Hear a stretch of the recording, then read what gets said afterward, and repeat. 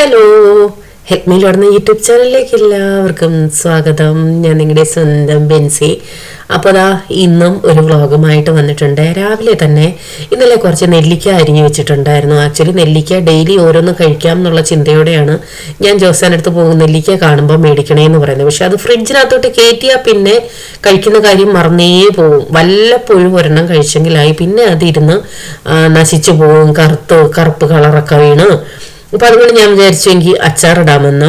അപ്പൊ ഞാൻ ഒലിവ് ഓയിലാണ് ഒഴിച്ചിരിക്കുന്നത്. എണ്ണ ചൂടായി കടുകിട്ട് പൊട്ടിച്ചു. അതിനുശേഷം കുറച്ച് വെളുത്തുള്ളി ഇത്തിരി കൂടുതൽ എടുത്തിട്ടുണ്ട്.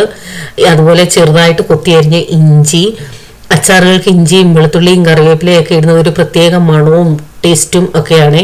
ആദ്യമായിട്ടായിരിക്കും എൻ്റെ ഒരു കറിവേപ്പില ഇല്ലാത്തൊരു അച്ചാർ നിങ്ങൾ കാണുന്നത്, എൻ്റെ ദൈവമേ. അപ്പോൾ ഇത് നന്നായിട്ടൊന്ന് മൂക്കണം. അതായത് ഒത്തിരി അങ്ങ് ഫ്രൈ പോലെ ആവണ്ട, ഒരു 1/4 ഭാഗം ഒന്ന് വയണ്ട് കിട്ടിയാൽ മതി. ഞാൻ സാധാരണ നെല്ലിക്ക അച്ചാറിടുന്നത് നെല്ലിക്ക ഒന്ന് ആവി കയറ്റിയ ശേഷം, നമ്മൾ നാരങ്ങയൊക്കെ ആവി കയറ്റില്ലേ, അതുപോലെ ഒന്ന് ആവി കയറ്റിയ ശേഷം അരിഞ്ഞാണ് സാധാരണ അച്ചാറിടാറുള്ളത്. ഇത് പക്ഷെ അങ്ങനെയല്ല, പച്ചയ്ക്ക് തന്നെ നെല്ലിക്ക ചെറുതായിട്ടൊന്ന് അരിഞ്ഞു വെച്ചിട്ടുണ്ട്. ആദ്യം ഞാൻ വിചാരിച്ചു കുറച്ച് എണ്ണ ഒഴിച്ച് ആദ്യം അതിനെ ഒന്ന് വഴറ്റിയെടുക്കാമെന്ന്. നെല്ലിക്കയെ വഴറ്റിയെടുത്ത ശേഷം ബാക്കി ഇതുപോലെ പ്രോസസ്സിങ് ചെയ്ത് നെല്ലിക്ക അതിനകത്തിട്ട് ചെയ്യാമെന്ന്. പിന്നെ വിചാരിച്ചു വേണ്ട, ഇപ്പോൾ ചെയ്യുന്ന രീതിയിൽ ചെയ്യാമെന്ന് കേട്ടോ. അപ്പൊ ഇതൊക്കെ ഒന്ന് വഴണ്ട ശേഷം അതിനകത്തേക്ക് മഞ്ഞൾപ്പൊടി, മുളക് പൊടി, ഞാൻ എരിയുള്ളതും ഇല്ലാത്തതും രണ്ടും ഇട്ടിട്ടുണ്ട്. അപ്പോൾ എരി അനുസരിച്ച് മുളക് പൊടി ചേർക്കാം.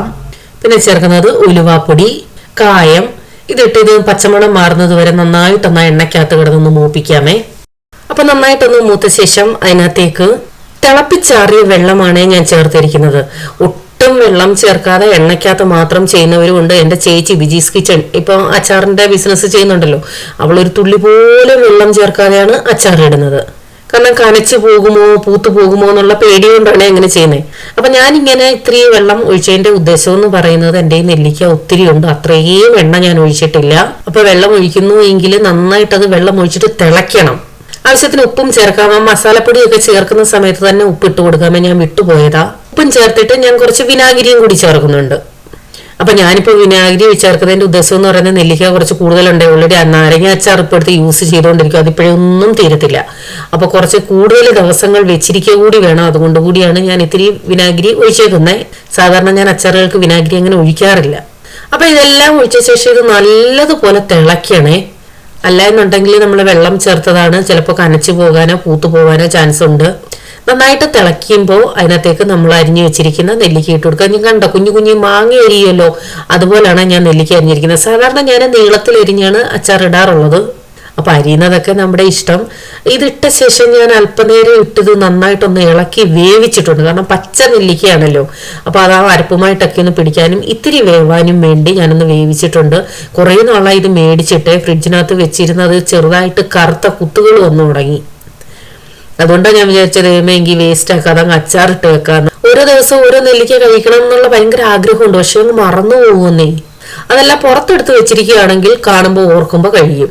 അപ്പൊ ഉപ്പൊക്കെ നോക്കി പാകത്തിന് ഇട്ട് കൊടുക്കണം. ഞാൻ അത് ആദ്യം ഇട്ടതിന് ശേഷം കുറെ ഉപ്പ് വീണ്ടും ഇട്ടേ, കാരണം നെല്ലിക്കകത്തൊക്കെ നന്നായിട്ട് പിടിക്കണമല്ലോ. കായമൊക്കെ എക്സ്ട്രാ വേണമെന്നുണ്ടെങ്കിൽ ഇട്ട് കൊടുക്കണം. നെല്ലിക്ക ആവി കയറ്റാത്തത് കൊണ്ടും അതും അല്ലെങ്കിൽ എണ്ണയിലിട്ട് വഴറ്റിയെടുക്കാഞ്ഞതും കൊണ്ടും തന്നെ ഞാൻ കുറച്ചൊന്ന് കൂടുതൽ നേരം ഇട്ട് നല്ലതുപോലെ ഒന്ന് വേവിച്ചിട്ടുണ്ട്. നല്ലതുപോലെ എന്ന് വെച്ചാൽ ക്രിസ്പി പരുവമാണേ, ഒത്തിരി അങ്ങ് വെന്ത് പോയിട്ടില്ല. കാരണം പിന്നീട് ആ ചൂടത്തിരുന്നും വേവുമല്ലോ. നെല്ലിക്ക ഇട്ട ശേഷം ഒരു 3-4 മിനിറ്റ് അരപ്പിനകത്ത് ഒന്ന് ഇളക്കിയെടുത്തേ. അതുമല്ലെങ്കിൽ ഒരു നെല്ലിക്ക എടുത്ത് കഴിച്ചു നോക്കുമ്പോൾ ചെറുതായിട്ടൊന്ന് വെന്ത പരുവം. അപ്പൊ ഇപ്പൊ നമ്മുടെ നെല്ലിക്ക അച്ചാർ റെഡി ആയിട്ടുണ്ട്. ഇത് ഞാൻ ഇപ്പൊ കുപ്പിയിലേക്ക് മാറ്റില്ല കേട്ടോ. ഒരു ദിവസം ഫുള്ള് ഇങ്ങനെ വെച്ചിട്ട് പിറ്റേന്ന് മാത്രമേ ഞാനത് കുപ്പിക്കകത്തേക്ക് ഇട്ടുവെക്കൂ. അപ്പൊ ക്ലീനിങ് ഒക്കെ ഏകദേശം ഒന്ന് ഒതുങ്ങി വന്നു. എന്റെ വീഡിയോ കണ്ടിട്ട് കുറേ പേര് കമന്റ് ഇടുന്നുണ്ട് കേട്ടോ, ബെൻസി എല്ലാം കൂടെ ഒരുമിച്ച് ചെയ്യരുതേ, കുറേശ്ശെ ചെയ്താൽ മതി, ഇത്ര ധൃതി ഒന്നുമില്ലല്ലോ, സാവധാനം ചെയ്താൽ മതിയെന്ന്. ഞാനും ചിന്തിക്കും കേട്ടോ, കുറച്ചു നേരം ചെയ്തിട്ട് പിന്നെ പോയി ഇരിക്കും, റെസ്റ്റ് എടുക്കും, പിന്നെ ചെയ്യാന്ന് വിചാരിക്കും. പക്ഷെ വീണ്ടും ഉടനെ എണീറ്റ് പോകും. കാരണം മനസ്സിൽ ചിന്ത വരും, പിന്നെ ആയാലും ഞാൻ തന്നെ അല്ലേ ചെയ്യേണ്ടതെന്ന്. അതാണ് കുഴപ്പം. അപ്പൊ രാവിലെ വ്ളോഗ് എടുക്കാനായിട്ട് തന്നെയാണ് ഞാൻ തുടങ്ങിയത് കേട്ടോ. മീൻകറിക്ക് വേണ്ടി മസാലയൊക്കെ എടുക്കുന്ന വീഡിയോ ഒക്കെ എടുത്തോണ്ടിരുന്നപ്പോഴാണ് യോസാൻ പറഞ്ഞത്, അനീഷ് വന്നിട്ടുണ്ട്, മുറ്റത്ത് മെറ്റൽ നിരത്തണം, അതിനുശേഷം പറ്റുമെന്നുണ്ടെങ്കിൽ നമുക്ക് കിണർ ഇറക്കാൻ ആളിനെ കൊണ്ടുവരാൻ അനീഷിന്റെ അടുത്ത് പറഞ്ഞിട്ടുണ്ടെന്നൊക്കെ. അപ്പോൾ കിണർ അടയ്ക്കാൻ തീരുമാനിച്ചതിൻ്റെ കാര്യം ഈ ദിവസങ്ങളിൽ കുറേ വെള്ളം യൂസായി പെയിൻറ്റിങ്ങിനാണെങ്കിലും മറ്റു കാര്യങ്ങൾക്കാണെങ്കിലും. അപ്പോൾ പിന്നെ ഞങ്ങൾ നോക്കിയപ്പോൾ കിണറ്റിൽ വെള്ളം കുറേ താന്നിട്ടുണ്ട്. അപ്പോൾ ഇറക്കൽ അധികം വെള്ളം ഇല്ല, പെട്ടെന്ന് പറ്റും. അപ്പോൾ ആ ഒരു ചിന്ത കൊണ്ടാണെങ്കിൽ കിണർ അടച്ചാൽ പിന്നെ ആ ജോലിയും കൂടെ കഴിഞ്ഞല്ലോ. എൻ്റെ അടുത്ത് എല്ലാവരും പറയുന്നതാണ് മുറ്റം ഇന്റർലോക്ക് ചെയ്യണം, അത് കാണാൻ ലുക്കായിരിക്കും. ലുക്കൊക്കെയാണ്, പക്ഷെ ഇപ്പോഴത്തെ സാഹചര്യത്തിൽ അത് പറ്റത്തില്ല. അതുപോലെ തന്നെ കിച്ചൺ കബോർഡിന്റെ കാര്യവും പലരും പറയുന്നുണ്ട് കേട്ടോ. നമുക്ക് ഇപ്പോൾ ക്രമേണ ചെയ്യാം, കുറേശ്ശെ ചെയ്യാം സാവധാനം, നമുക്ക് സാഹചര്യം വരുന്നതിനനുസരിച്ച്. അപ്പോൾ മെറ്റൽ ഇറക്കി ഇട്ടിട്ടുണ്ടായിരുന്നു. അത് മുറ്റത്ത് മുഴുവൻ നിരത്താനായിട്ട് ജോസാനും മനീഷും കൂടെ മെറ്റൽ നിരത്തുന്നു. അപ്പോൾ കിണർ ഇറക്കണമെന്നുണ്ടെങ്കിൽ ആ കിണറിൻ്റെ അവിടെയൊക്കെ ഞാൻ കാണിച്ചില്ലേ, കുറേ സാധനങ്ങൾ അലുകുലുത്തൊക്കെ ഇങ്ങനെ ഇരിപ്പുണ്ടായിരുന്നു. അത്യാവശ്യമുള്ളതെല്ലാം ഞാൻ കഴുകി അടുക്കളയിലോട്ട് കയറ്റി, ബാക്കിയുള്ളത് മാറ്റാനായിട്ട് അവിടെ തന്നെ വെച്ചിട്ടേ ഉള്ളായിരുന്നു. അപ്പോൾ അത് ഒതുക്കുകയും വേണം, എനിക്ക് അടുക്കളയിൽ ജോലിയും ചെയ്യണം. കിണറപ്പിന്നല്ല, നാളെയാണ്, എന്നാലും അവിടെ എല്ലാം ഒതുക്കുകയും വേണം. കാരണം കുറേ എക്സ്ട്രാ സംഭവങ്ങളൊക്കെ അവിടെ ഇരിപ്പുണ്ട്. അപ്പൊ ഞാൻ ഇതെല്ലാം ചെയ്യേണ്ടത് കൊണ്ട് വീഡിയോ എടുപ്പ് നിർത്തി. കാരണം വീഡിയോ ഒരാൾ എടുത്ത് തരുവാണെങ്കിൽ നമുക്ക് കുഴപ്പമില്ല, പക്ഷെ ഒറ്റയ്ക്ക് ക്യാമറ സെറ്റ് ചെയ്യുക, സ്റ്റാൻഡ് കൊണ്ട് വെക്കുക എല്ലാം കൂടെ ആകുമ്പോൾ നടക്കത്തില്ല. അതുകൊണ്ട് ഞാൻ അതങ്ങ് നിർത്തി ഇടയ്ക്ക് വെച്ച്. എനിക്ക് പക്ഷേ ഇന്റർലോക്ക് ചെയ്യുന്നതിനേക്കാളും ഇഷ്ടം മുറ്റം ഇങ്ങനെ കിടക്കുന്നതാണ്. കാരണം മഴ പെയ്യുമ്പോൾ വെള്ളം താഴാനായാലും ഒരു എന്താണ് പ്രകൃതിയോട് ഇണങ്ങി നിൽക്കുന്ന രീതിയിൽ തോന്നുന്നത് എനിക്ക് ഇങ്ങനെ ചെയ്യുന്നതാണ്. ഇന്റർലോക്ക് ചെയ്താൽ മുറ്റം വൃത്തിയായിട്ട് തോന്നും, വൃത്തിയായിട്ട് കിടക്കും. പക്ഷെ ഭൂമിക്കടിയിലോട്ട് വെള്ളം താഴില്ലല്ലോ, വെള്ളം ഒഴുകി പോകത്തല്ലേ ഉള്ളൂ. അപ്പോൾ ഒരു സൈഡ് ഇട്ട് കഴിഞ്ഞു, അടുത്തത് മുറ്റം ഇട്ടുകൊണ്ടിരിക്കുന്നു. മൊത്തത്തിൽ ഇതുപോലെ മെറ്റൽ നിരത്താൻ വേണ്ടിയാണേ. ഹൗസ് വാമിങ്ങിൻ്റെ സമയത്ത് ഞങ്ങൾ ഇതുപോലെ നന്നായിട്ട് മെറ്റലൊക്കെ ഇട്ട് നല്ല വിശാലമായിട്ട് നല്ല രീതിയിൽ സെറ്റ് ചെയ്തിട്ടിരുന്നതാണ്. പക്ഷെ അത് കഴിഞ്ഞ് വെക്കേഷന് വന്നപ്പോഴത്തേക്കും മെറ്റലും ഇല്ല, ഒന്നുമില്ല. കാരണം മതിലൊന്നും ഇല്ലായിരുന്നല്ലോ, മഴ പെയ്തപ്പോൾ എല്ലാം ഒലിച്ചു പോയതാ. അപ്പോൾ ഉച്ചക്കത്തേക്ക് കുറച്ച് മത്തി ഇരിപ്പുണ്ടായിരുന്നു, അത് തേങ്ങ അരച്ച് കറി വെച്ചു. പിന്നെ പയറുണ്ടായിരുന്നു, അത് തോരൻ വെച്ചു. അപ്പോൾ അനീഷിനും ഊണ് കൊടുക്കണം. അപ്പോൾ വിളമ്പിക്കോ, ഞങ്ങൾ കഴിക്കാൻ എന്താ വരുന്നതെന്ന് പറഞ്ഞിട്ടാണ് ഞാൻ വിളമ്പിയത്. അന്നേരമാണ് ദാ ഇച്ചിരി കൂടെ ഉണ്ട്, അത് തീർത്തിട്ട് വരാമെന്ന് പറഞ്ഞു. പിന്നെ അതങ്ങ് അടച്ചു വെച്ചു. അപ്പോൾ ആ വർക്ക് ഏരിയയൊക്കെ ഒരുക്കി വൃത്തിയാക്കി. ഇപ്പം കാണാൻ തന്നെ എന്താ ഒരു ഭംഗി, എങ്ങനെ കിടന്ന വർക്ക് ഏരിയ ആയിരുന്നു. കുറച്ച് തുണി വാഷിങ്ങിനുണ്ടായിരുന്നു, ഞാൻ അത് വാഷിങ്ങിന് വിട്ടിട്ടുണ്ട്. അപ്പം എന്തായാലും കിണർ ഇറക്കാൻ പോവുകയാണല്ലോ, അതുകൊണ്ട് ലാവിഷായിട്ട് കഴുകി വൃത്തിയാക്കിയാണ്. എങ്ങനെ ഇരുന്നത് നമ്മുടെ വർക്ക് ഏരിയ ആയിരുന്നു. സൈഡിൽ കണ്ടില്ലേ, ഇത്രയും സാധനങ്ങളൊക്കെ നിരന്ന് കിടന്നത് നമ്മുടെ മുറ്റമാണേ. അപ്പോൾ കിണറിൻ്റെ അവിടെ എല്ലാം വൃത്തിയാക്കിയിട്ടുണ്ട്. ഞാൻ ഓരോന്ന് സ്റ്റെപ്പ് ബൈ സ്റ്റെപ്പായിട്ടാണ് ക്ലീൻ ചെയ്തത് കേട്ടോ. കാരണം ആദ്യം അടുക്കളയിൽ വെക്കേണ്ട പാത്രങ്ങളെല്ലാം കഴുകി മാറ്റി, അതുപോലെ തവികൾ, സ്പൂണുകൾ, അങ്ങനെ ഓരോ സെക്ഷനായിട്ട് മാറ്റി. പിന്നെ ഡബ്ബകൾ ഓരോ സെക്ഷനായിട്ട് മാറ്റി ക്ലീൻ ചെയ്തെടുത്തു.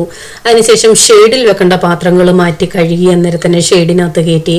എനിക്ക് ഓവറായിട്ടുള്ള ഇങ്ങനെ വേസ്റ്റ് കളയാനായിട്ട്, അതായത് കച്ചടയായിട്ടുള്ള അധികം ഒന്നുമില്ലായിരുന്നു. കാരണം ഞാൻ അങ്ങനെ കച്ചടകളായിട്ട് അങ്ങനെ സൂക്ഷിക്കാറുമില്ല. ആവശ്യമുള്ളത് മാത്രമേ അടുക്കളയ്ക്കകത്താണെങ്കിലും പെരയ്ക്കകത്താണെങ്കിലും ഈവൻ തുണികളായാൽ പോലും ഞാൻ അങ്ങ് സ്റ്റോർ ചെയ്ത് വെക്കത്തില്ല, ആവശ്യക്കാർക്ക് കൊടുക്കും. പിന്നെ ഈ കുപ്പികളൊക്കെ ഇങ്ങനെ ശേഖരിച്ച് വെക്കാറുണ്ട്, എന്തെങ്കിലും ചെടികൾ നടാനോ. പ്ലാസ്റ്റിക് ബോട്ടിലുകളിനകത്തൊക്കെ ആണെങ്കിലും നമുക്ക് ചെറിയ ചെടികൾ നടാമല്ലോ. അതിനുവേണ്ടി 1-2 ചാക്ക് കുപ്പികൾ എൻ്റെ കയ്യിലുണ്ട്. അത് മാത്രമല്ലാതെ വേറെ വേസ്റ്റായിട്ടുള്ള സംഭവങ്ങളൊന്നും എൻ്റെ കയ്യിലില്ല. അപ്പോൾ ഞാൻ തുണി കഴുകിയ സമയം കൊണ്ട് കുറച്ച് പാകളുണ്ടായിരുന്നു, അത് പൊടിയടിച്ച് ഇത്രയും ദിവസം പുറത്ത് കിടന്നതല്ലേ, മൊത്തം പൊടിയായിട്ടുണ്ട്. അത് കഴുകി വൃത്തിയാക്കലാണ് ജോസാൻ്റെ ജോലി. അപ്പോൾ വർക്ക് ഏരിയ കഴുകിയപ്പോൾ തന്നെ ജോസാൻ വർക്ക് ഏരിയ മാത്രമല്ല കഴുകിയ, ജോസാനെ തന്നെ കഴുകിയെടുത്തേക്കുക. അതുപോലെ തന്നെയാണ് കഴുകിയപ്പോഴത്തേക്ക് ഞാൻ പറഞ്ഞൊരു കാര്യം ചെയ്യുന്ന, അകത്തോട്ട് ഇങ്ങനെ കയറണ്ട, അവിടെ നിന്ന് തന്നെ കുളിച്ചിങ്ങി കയറിയാൽ മതിയെന്ന്. അല്ലറ ചില്ലറ സാധനങ്ങളൊക്കെ ആ പറമ്പിലോട്ട് തന്നെ എടുത്ത് വെച്ചിട്ടുണ്ടേ. അപ്പം ഞാൻ പറയുന്ന ഏതായാലും മെറ്റലിട്ടത് കാര്യമായി, അല്ലെന്നുണ്ടെങ്കിൽ ഈ പാകള് ഒലച്ചങ്ങോട്ട് പിഴിയാനൊന്നും പറ്റില്ലല്ലോ. അതുപോലെ നൂത്തിടുകയുള്ള വെള്ളം മൊത്തവും അവിടെ വീണ് തുളിയായനെ. അപ്പം ഞാൻ തുണി കഴുകി വിരിച്ച സമയം കൊണ്ട് തന്നെ ജോസന്റെ ഏകദേശം പണികളും അവിടെ തീരാറായി. ആ മുറ്റം മൊത്തവും വെള്ളമാണ്, മെറ്റലായതുകൊണ്ട് അറിയാൻ പറ്റാത്ത. ബോംബെന്ന് കൊണ്ടുവന്നൊരു ഡ്രമ്മാണിത്. പക്ഷേ ഈ കഴുകിയതോടെ അതിനൊരു തീരുമാനമായി, അത് മൊത്തം പൊട്ടി. അപ്പം മാറ്റൊക്കെ ഇങ്ങനെ കിണറിൻ്റെ മേളിൽ ഇട്ടേക്കുന്നുണ്ട്. അയ്യോ വെള്ളം താഴോട്ട് പോയില്ലെന്നൊന്നും ചിന്തിക്കേണ്ട, ഇറക്കാനുള്ളതാണ്, അതൊരു കാര്യം. പക്ഷേ ഇത് ഇന്നലെ കഴുകിയിട്ടതാണ് മാറ്റുകളെല്ലാം കേട്ടോ. മുക്കാലും ഉണങ്ങി കഴിഞ്ഞു, ഒരു ഇച്ചിരി കൂടി ഇരുന്നു വെള്ളമയം മാറാനുള്ളതേ ഉള്ളതും കൊണ്ട് അതിൻ്റെ മേളിലോട്ട് എടുത്തിട്ടൊന്നുമില്ല, ഗ്രില്ലിലോട്ട്. അപ്പോൾ രാത്രി തന്നെ ഞാൻ അത്യാവശ്യം 2 ദിവസത്തേക്ക് വേണ്ട വെള്ളം എല്ലാം പിടിച്ചു വെച്ചു. ഞങ്ങളുടെ കിണറ്റിൽ അത്യാവശ്യം നല്ല ഊറ്റുണ്ട്, എങ്കിലും പെറ്റേന്നൊന്നും മോട്ടർ അടിക്കാൻ പറ്റില്ലല്ലോ, കോരിയെടുക്കാനും പറ്റില്ലല്ലോ. അപ്പോൾ കിണർ ഇറക്കുന്നതിൻ്റെ വീഡിയോ ഞാൻ ഇതിൽ ഉൾക്കൊള്ളിക്കാമെന്നാണ് വിചാരിച്ചത്. പിന്നെയാണ് ചിന്തിച്ചത് എനിക്ക് അതൊരു സെപ്പറേറ്റ് വീഡിയോ ആക്കിയിടാം. കാരണം മറ്റൊന്നുമല്ല, ഈ കാലത്ത് പല വീടുകളിലും കിണറിറക്കുമ്പോൾ ഉണ്ടാകുന്ന പ്രശ്നമാണ് അതിനകത്ത് വേണ്ട ഓക്സിജൻ പാസ് ചെയ്യാത്തത് കൊണ്ട് ഇറങ്ങുന്ന ആൾക്ക് ഭയങ്കര ശ്വാസതടസ്സവും അതിൻ്റേതായിട്ടുള്ള ബുദ്ധിമുട്ടുകളും ഉണ്ടാവാറുണ്ട്. ഞങ്ങളുടെ കിണറിനും അതേ അവസ്ഥയായിരുന്നു. കാരണം പഴയ കാലത്തെന്ന് പറയുന്ന കിണർ ഇടിച്ചു പോരുമായിരുന്നല്ലോ, അപ്പം വായുസഞ്ചാരം ഉണ്ടായിരുന്നു. ഇപ്പോഴത്തെ കിണറുകൾക്ക് അതില്ല.